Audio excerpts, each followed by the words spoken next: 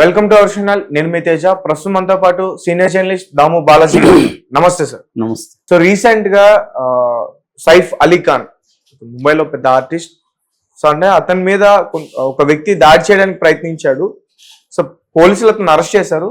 So recent గా బయటకు వచ్చిన టాక్ ఏంటంటే ఎవరైతే ఆ ఘటనకు పాల్పడ్డాడో అతను బంగ్లాదేశ్ సంబంధించిన వ్యక్తి అంటూ పోలీసులు చెప్తున్నారు. అసలు సైఫ్ అలీ ఖాన్ ని బంగ్లాదేశ్ కి సంబంధించిన వాళ్ళు ఎందుకు హత్య చేయాలనుకుంటారు? అసలు ఏంటి ఈ వెనక ఏ కుట్ర ఉంది? సైఫ్ అలీ ఖాన్ మీద అటాక్ చేసి సైఫ్ అలీ ఖాన్ ని దాదాపు 6 కత్తిపోట్లు పొడిచాడు. అందులో వెన్నుముక దగ్గర ఒక 2.5 అంగుళం కత్తి కూడా ఇరుక్కుపోయింది. అట్లాగే మెడ, లెఫ్ట్ హ్యాండ్ కూడా గాయాలైనాయి. దీనికి సంబంధించి లీలావతి హాస్పిటల్లో సర్జరీ జరిగింది. ఆ కత్తిని 2.5 అంగుళాల కత్తిని బయటికి తీశారు. దాని సర్జరీతో కరెక్ట్ చేశారు స్పైన్ ని. అట్లాగే చేతికి ప్లాస్టిక్ సర్జరీ చేశారు. మెడకు సంబంధించి కూడా అయింది. ఇప్పుడు ఆయన ప్రమాదం లేదు, ప్రమాదం నుంచి కోలుకున్నాడు. ఐసీయూ నుంచి సపరేట్గా రూమ్లో పెట్టారు ఆయన్ని. ఇప్పటి వరకు ఆయన స్టేట్మెంట్ ఏమి ఇచ్చాడు అవన్నీ తెలియదు. మొత్తంగా పోలీసులు దీని మీద గత 16వ తేదీ నుంచి నైట్ జరిగితే దాదాపు 70 గంటల లోపల ఈ హత్యాయత్నం చేసిన వ్యక్తిని అయితే పట్టుకున్నారు. ఫస్ట్లో రకరకాల పుకార్లు వచ్చాయి. దాని తర్వాత ఇప్పటికి కూడా చాలా ప్రశ్నలుగా మిగిలిపోతున్నాయి. రోజు రోజుకి కొత్త ట్విస్టులు దీంట్లో చోటు చేసుకుంటున్నాయి. యాక్చువల్గా సైఫ్ అలీ ఖాన్కి అనేక మందితో అఫైర్లు ఉన్నాయని, ముఖ్యంగా ఇంట్లో పని మనిషితో కూడా అఫైర్ ఉందని, ఆ పని మనిషికి సంబంధించిన అబ్బాయే ఇతనని, ఇతను ప్లాన్డ్గానే ముందు రోజున అంటే ఆ రోజు అరౌండ్ 2:30కి ఎర్లీ మార్నింగ్ 2:30కి 3కి పొడిస్తే అంతకుముందే నైట్ అక్కడ వెళ్ళిపోయి ఇంట్లో ఉన్నాడని, అతనికి ఆ ఇంటికి సంబంధించిన స్ట్రక్చర్ అంతా కరెక్ట్గా తెలుసని, ఇలాంటి ఒక వాదనలు వచ్చాయి. రెండో వాదన ఏంటంటే మామూలుగా ఇతను దొంగతనానికి వెళ్ళాడు, ర్యాండమ్గా అది ఎంచుకున్నాడు, అసలు అతనికి సైఫ్ అలీ ఖాన్ ఇల్లు అని కూడా తెలియదు అని సాక్షాత్తు డిప్యూటీ సీఎం అజిత్ పవారే స్టేట్మెంట్ ఇచ్చాడు. సో పోలీసులేమో వేరే వాదనలు వినిపిస్తున్నారు. పోలీసులు ఏంటంటే ఇతను దొంగే అని చెప్తున్నారు, దొంగతనానికే వెళ్ళాడు అనేది పోలీసులు చెప్తున్నారు.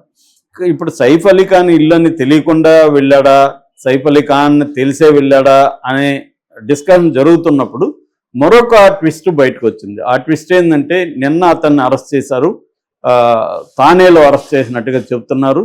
సో అతని పేరు విజయ్ దాస్ అని నిన్నంతా కూడా చెప్పారు. ఇప్పుడు ఏంటంటే అతని కొత్త పేరు ఒకటి బయటకు వచ్చింది, కొత్త దేశం కూడా బయటకు వచ్చింది. అతను కొత్త పేరు ఏంటంటే మహమ్మద్ షరీఫుల్ షహజాద్ అనేది అతని పేరు. కానీ అతను ఇక్కడ మాత్రం తానేలో ఒక బార్, రికీ బార్ అంటారు దాన్ని, రికీ బార్ అనే దాంట్లో అతను హౌస్ కీపింగ్ వర్క్ చేస్తున్నాడు. తానేలో అంటే క్లీనింగ్ ఇవన్నీ చేస్తున్నాడు. సో ఇతను 6 నెలలకు ముందు బంగ్లాదేశ్ నుంచి అక్రమంగా అంటే ఫేక్ డాక్యుమెంట్లు చూపించి అక్రమంగా ఇండియాలోకి వచ్చాడని, కొంతకాలం హౌస్ కీపింగ్ ఏజెన్సీలో పనిచేశాడని, ఆ తర్వాత రీసెంట్గా ఈ బార్లో చేశాడని, బార్లో హౌస్ కీపింగ్ చేస్తూనే చిన్న దొంగతనాలు చేస్తున్నాడని, సో ఇతను సైఫ్ అలీ ఖాన్ ఇల్లు ఎందుకు ఎంచుకున్నాడనేది ఇంకా బయటికి రాలేదు. అతనైతే ఇప్పుడు కన్ఫెస్ అయ్యాడని ఆల్రెడీ చెప్తున్నారు. సో ఇతన్ని కోర్టుకు కూడా పెట్టారు. కోర్టు 5 రోజుల కస్టడీకి పోలీసులకు అప్పగించింది. ఇప్పుడు పోలీసులు అతన్ని విచారిస్తున్నారు.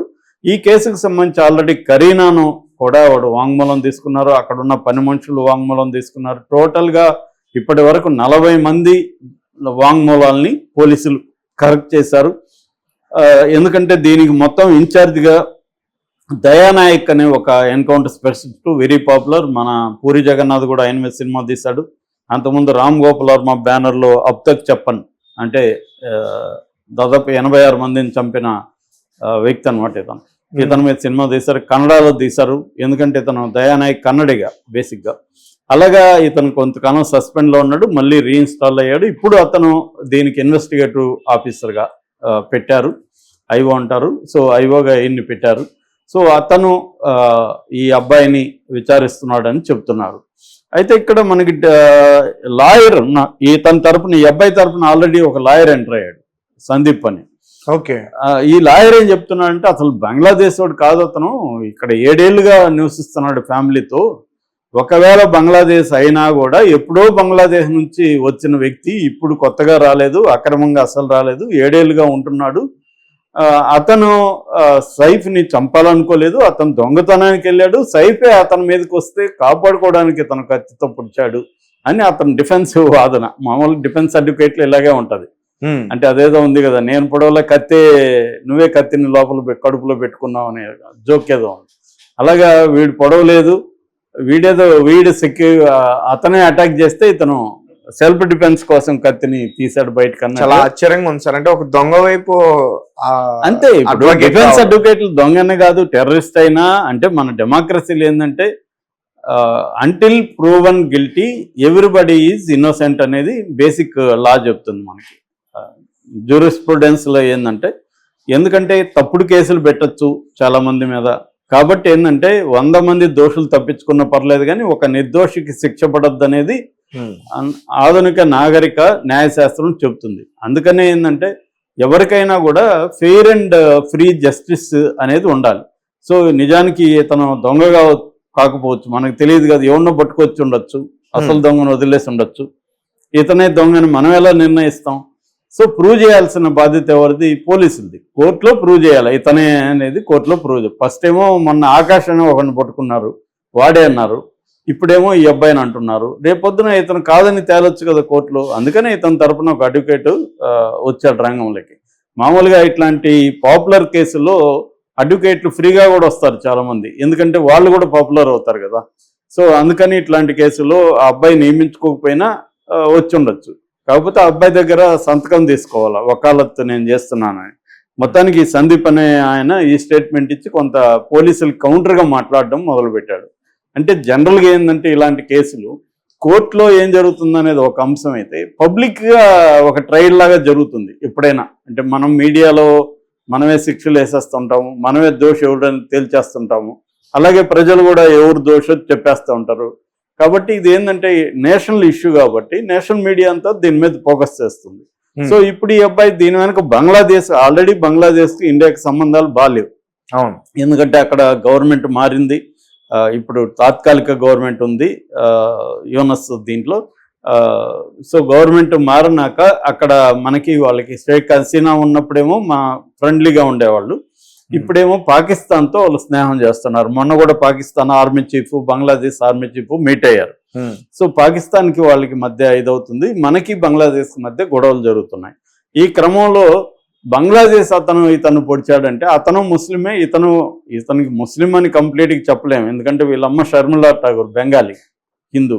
Okay, Saif Ali Khan mother. ఇతనేమో నాన్నేమో పటౌడి ముస్లిము, క్రికెటర్. అలాగా కాకపోతే అతను ముస్లింగానే క్లెయిమ్ చేసుకుంటున్నట్టు కనబడుతుంది. ఎందుకంటే మన దేశంలో పితృస్వామిక వ్యవస్థ ఉంటుంది కాబట్టి తండ్రి కులమే కొడుక్కి రావడం, లేకపోతే కూతురికి రావడం, తండ్రి మతమే కొడుక్కి కూతురికి రావడం అనేది జనరల్గా జరుగుతుంటుంది. సో ఆ యాంగిల్లో ఇతను అలాగే ఉన్నాడు. మళ్ళీ ఇతను కరీనా కపూర్ ఒక హిందూ అమ్మాయిని పెళ్లి చేసుకున్నాడు, కానీ వాళ్ళ పిల్లలకి మళ్ళీ ముస్లింల పేర్లు పెట్టాడు, తైమూర్ అని. సో ఇలాగా వాళ్ళ ఇష్టం, అది వాళ్ళిద్దరూ, మనకు సంబంధం లేదు, వాళ్ళు ముస్లింగా ఉండొచ్చు, హిందూగా ఉండొచ్చు, వాళ్ళ ఇష్టం అనుకో. కానీ ఇక్కడ యాంగిల్ ఏంటంటే ఒక బంగ్లాదేశ్ ముస్లిం కుర్రాడు సైఫ్ అలీ ఖాన్ అనే ఒక ముస్లిం యాక్టర్ మీద అటాక్ చేశాడు అనే ఒక యాంగిల్ కూడా దీంట్లో బయటకు వస్తుంది. సో ఇప్పుడు ఇంకేం తెలియాలంటే సైఫ్ అలీ ఖాన్తో వీళ్ళు వాంగ్మూలం తీసుకున్నారా లేదనేది ఇంతవరకు బయట పెట్టలేదు. సైఫ్ అలీ ఖాన్ వాంగ్మూలం అనేది చాలా ఇంపార్టెంట్, అతను చెప్పాలి. అట్లాగే ఈ అబ్బాయి ఇప్పుడు 5 రోజులు ఉంటాడు కాబట్టి ఈ అబ్బాయిని డీటెయిల్గా ఆల్రెడీ మీడియా రాస్తుంది. తనదైన పద్ధతిలో దయానాయక్ అతని దగ్గర రహస్యాలు రాబడతాడని. తనదైన పద్ధతి అంటే అర్థమైందంటే హింసిస్తారని, టార్చర్ చేస్తారు. సో ఆ అబ్బాయిని టార్చర్ చేసి వీళ్ళు చెప్పించాలనుకున్నది చెప్పిస్తారు చాలాసార్లు.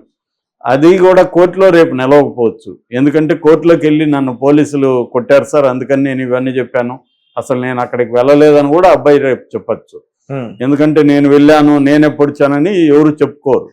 కాపాడుకోవాలంటే ఇలాగే చెప్తారు.